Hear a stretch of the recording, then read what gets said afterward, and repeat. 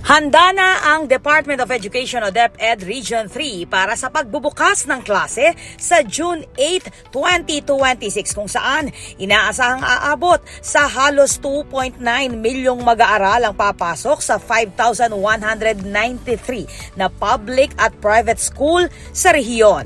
Sa isinagawang 2026 Oplan Balik Eskwela Interagency Convergence and Media Conference, sinabi ni Assistant Regional Director Jessie Amin na isinagawa ang enrollment sa mga pampublikong elementarya at sekundarya mula June 1 hanggang 5 habang natapos na rin ang early registration para sa mga papasok sa kindergarten grades 1, 7 at 11.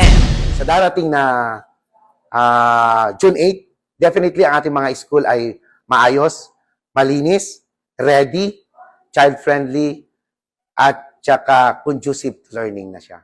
Tatagal ng 201 na araw ang school year 2026 to 2027 sa ilalim ng 3-term school calendar ng DepEd kung saan nakatakdang magtapos ang klase sa April 8, 2027 bilang paghahanda sa pagpapatupad ng matatag o revised curriculum.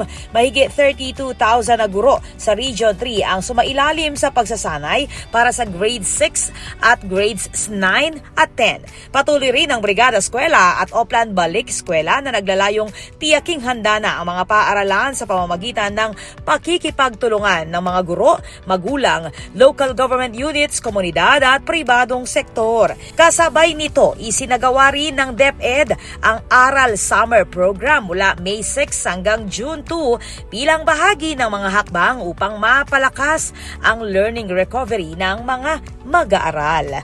Ako po, Patricia Mamangun para King News Force, Pampanga. Balitang tutuking Balen, susuyo.